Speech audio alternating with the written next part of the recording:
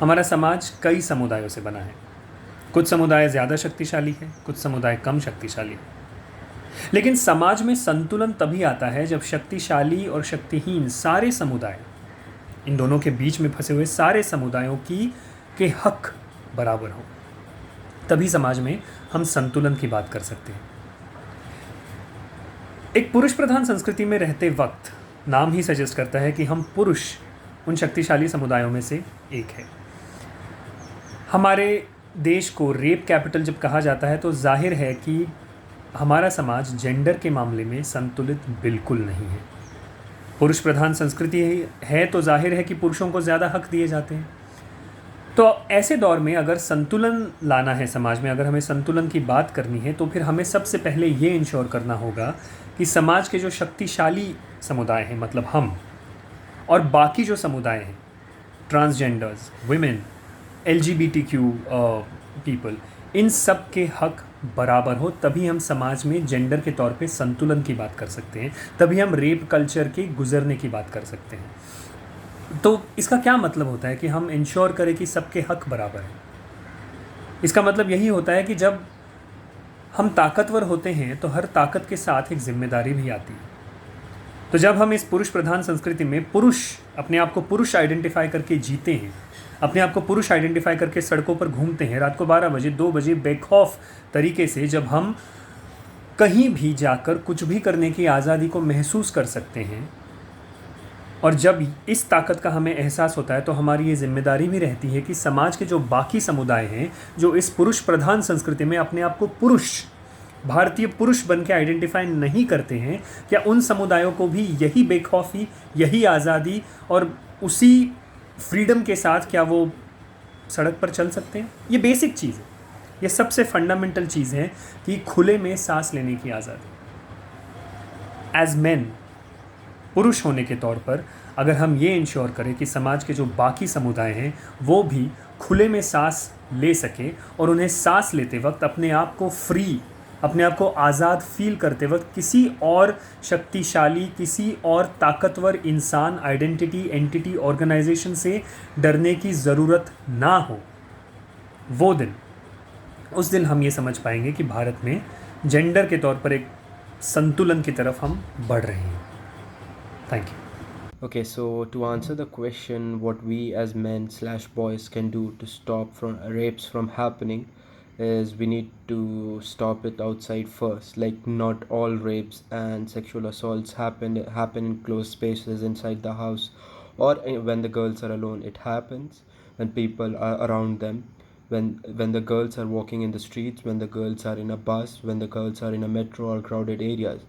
So remember, if a man can rape a girl, a man can stop it from happening. Okay. Secondly, we fathers or father-in-laws can be respectful to their daughters and daughter-in-law in front of their sons, to teach them to be respectful to girls, other girls too. Lastly, I would like to say is, like, if someone of your family member or friend has done something wrong, you need to stand up against them. You don't only need to stand up against a stranger who is a rapist, but also you need to stand up against someone who is a part of your family, a part of your closed colleagues and people who you know. So you need to stand up against them too. Hello, मेरा नाम शाहनवाज आलम है, और जो पूछा गया है कि भारत के युवा क्या कर सकते हैं इस मामले में, तो उसमें मेरी दो राय हैं। पहली राय तो ये है कि जो जैसा मेरा मानना है कि हमारे यहाँ, हमारे समाज में बच्चों की जिस तरह से परवरिश होती है, उसमें बहुत बड़ा उसका इम्पैक्ट होता है उनके जहन में, उनके दिमाग में। तो आने वाली जनरेशन जो है उसकी कंडीशनिंग, उसकी परवरिश ऐसी इस तरह से की जाए कि वो बचपन से ही सेंसिटाइज रहें लड़कियों को लेकर, बच्चियों को लेकर, और एकदम बराबरी से उनकी कंडीशनिंग की जाए, और बिल्कुल ये एहसास न होने दिया जाए कि उनमें किसी तरह का सामाजिक भेदभाव जो है वो किया जा रहा है या होता है या कभी किया गया था ऐसा।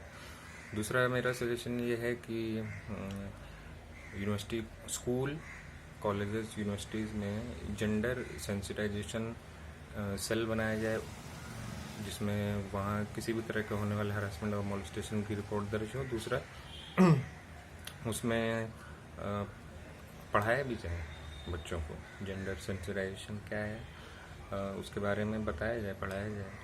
और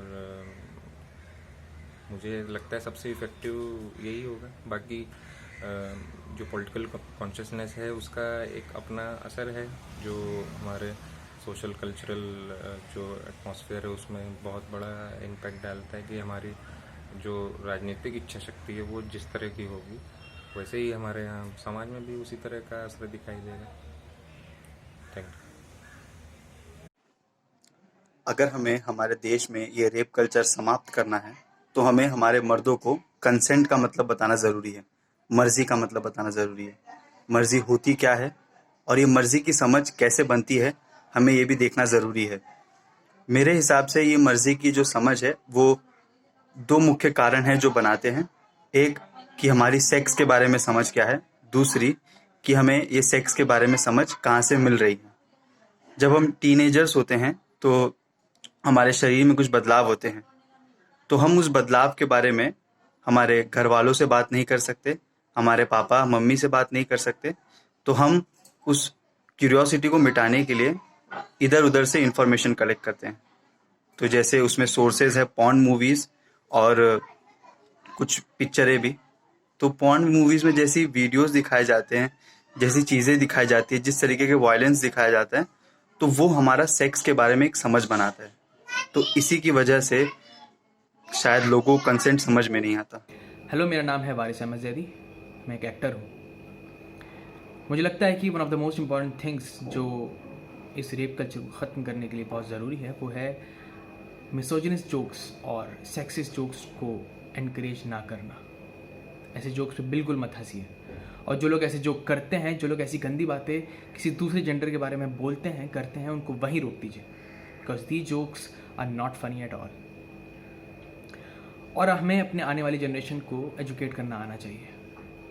जो तालीम उनको घर पे नहीं मिल पाती है, स्कूल में नहीं मिल पाती है, आप पर्सनली हो या फिर किसी और के थ्रू, किसी NGO के थ्रू उन तक पहुंचाइए और बताइए कि सारे जेंडर इक्वल होते हैं। This is what I feel we should start with.